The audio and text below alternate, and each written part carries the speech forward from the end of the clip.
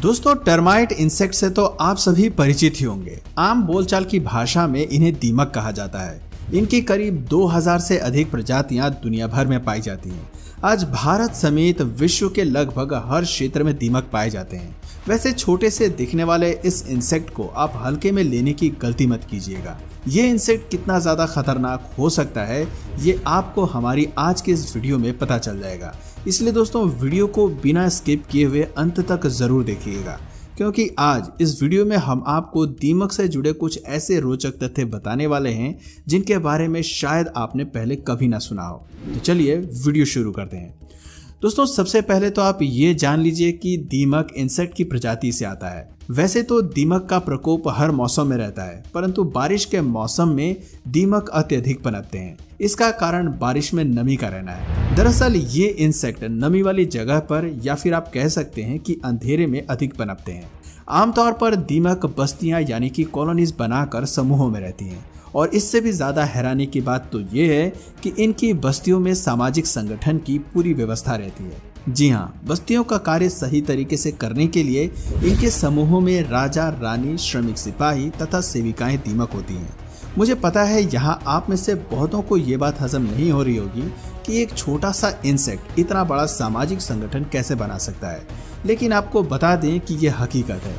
यहाँ तक कि इनके समूहों में जब रानी दीमक की प्रजनन शक्ति समाप्त हो जाती है, यानी रानी दीमक मर जाती है, तो श्रमिक दीमक किसी भी मादा बच्चे को विशेष खाना खिलाकर उन्हें अपने समूह की रानी बना देते हैं। दोस्तों, दीमक दिखने में तो चींटी की तरह लगते हैं, लेकिन साइंटिफिक क्लासिफिकेशन के अनुसार दीमक चींटी से भिन्न और उनकी अपेक्षा कम विकसित होते हैं। रिसर्चर्स की माने तो ये इंसेक्ट पिछले 20 से 30 लाख वर्ष पहले से धरती पर हैं, और ये केवल गर्म तथा शीतोष्ण देशों में ही पाए जाते हैं। दोस्तों, दीमक खुद से बहुत ही कम दिखाई पड़ते हैं, और जैसा कि मैंने आपको बताया, ये समूहों में बस्तियां यानी कि कॉलोनी बनाकर रहते हैं। इनके कॉलोनी यानी कि घर को वल्मिक या टर्माइटेरियम कहा जाता है, जिसे ये मिट्टी, पानी और अपनी लार से बनाते हैं। दरअसल दीमक हल्की गीली मिट्टी में अपना लार मिलाकर टर्माइटेरियम का निर्माण करते हैं। इनकी लार में उपस्थित सब्सटेंस धूप में सूखकर कठोर और मजबूत हो जाती है। दोस्तों, आज टर्माइटेरियम आपको हर देश में देखने को मिल जाएंगे। टर्माइटेरियम के अंदर बड़ी संख्या में छोटे छोटे सेल्स होते हैं जिनमें ये रहते हैं। ये कई बार जरूरत से ज्यादा ऊंचे और विभिन्न प्रकार के नजर आते हैं, जिसे देखकर अक्सर लोग इसे टीला समझने की गलती कर देते हैं। दोस्तों, वैसे तो आमतौर पर टर्माइटेरियम 4 से लेकर 10 फीट तक ऊंचे होते हैं, लेकिन कुछ जगहों पर ये 20 फीट ऊंचे भी पाए गए हैं। दक्षिण भारत के पूर्वी तट पर काफी ऊंचे टर्माइटेरियम दिखाई पड़ते हैं, और सिर्फ भारत में ही नहीं बल्कि विदेशों में भी आपको ऊंचे टर्माइटेरियम देखने को मिल जाएंगे।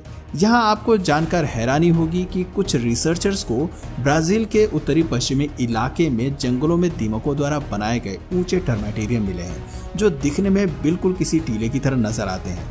इन रहस्यमय टीलों से मिट्टी लेकर जब कार्बन डेटिंग की गई तो पता चला कि ये करीब 4000 साल पुराने हैं। और अगर बात करें इनके साइज की, तो इनका आकार ग्रेट ब्रिटेन जितना बड़ा है। दोस्तों, ये टीले करीब 88,000 स्क्वायर माइल्स क्षेत्र में फैला हुआ है। दीमकों के इन टीलों की खोज ब्रिटेन यूनिवर्सिटी ऑफ सेल्फोर्ड के एंटोमोलॉजिस्ट स्टीफन मार्टी ने की है। दीमकों द्वारा बनाई गई ये टीलेनुमा आकृतियां 8 फीट लंबी और 30 फीट तक चौड़ी हैं।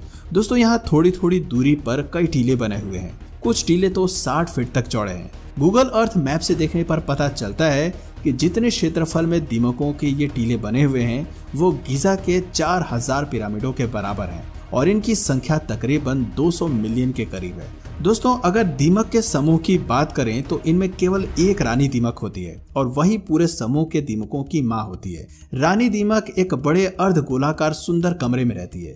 देखने में रानी दीमक मोटी, भद्दी और फूली हुई होती है। उसका पेट बढ़कर 2 इंच या इससे भी अधिक लंबा होता है। इनका सिर और ब्रेस्ट इतना छोटा होता है कि बिना ध्यान से देखे तो पता ही नहीं चलता।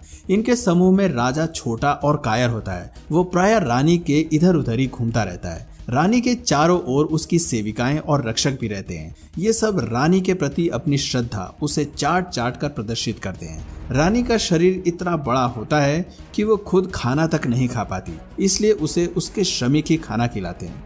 दोस्तों, इनके समूह में रानी का काम केवल अंडे देना है।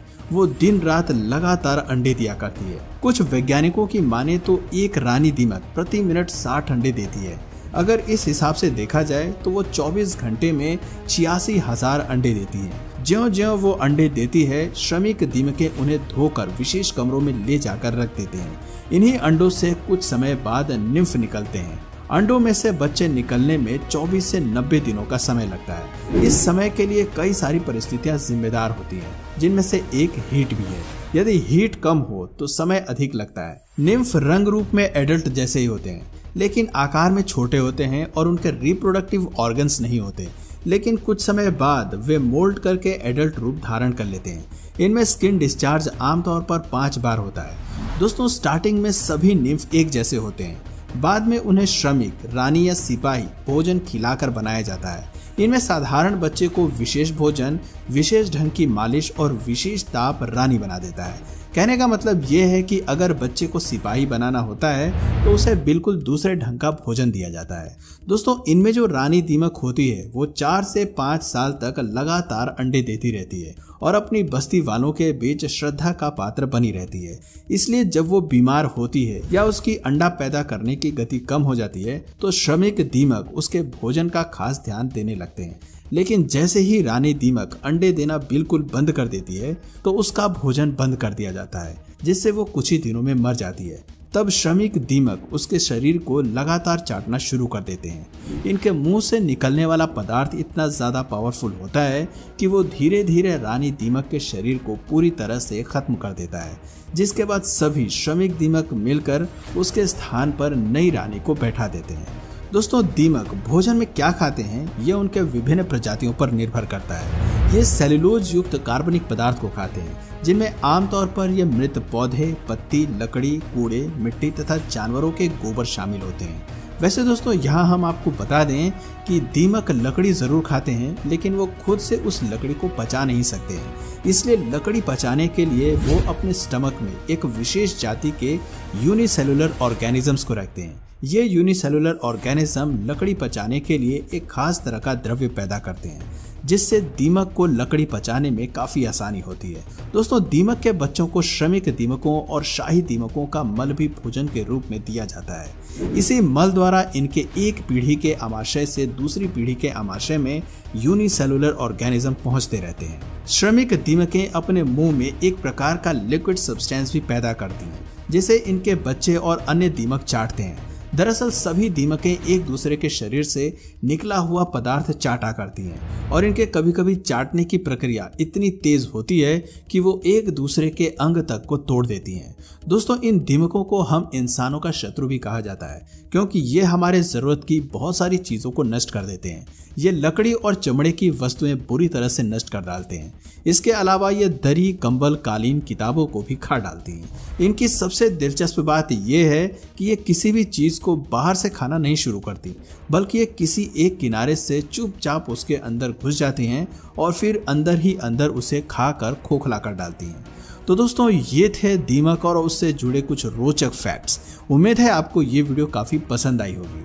आप में से किस किस के घर में ये दीमक लगे हुए हैं नीचे कमेंट सेक्शन में जरूर बताइए। और अगर इस वीडियो से आपको कुछ नया जानने या सीखने को मिला या फिर इंटरेस्टिंग लगा तो प्लीज इस वीडियो को एक लाइक करके अपने फ्रेंड्स और फैमिली में से जरूर शेयर करें। और यदि आप इस चैनल पर नए हैं तो प्लीज इस चैनल को सब्सक्राइब करके बेल नोटिफिकेशन आइकन को ऑन कर लीजिए, ताकि हमारे आने वाले वीडियोस आप मिस ना करें। मिलते हैं फिर किसी वीडियो में नए टॉपिक के साथ। तब तक के लिए नमस्कार।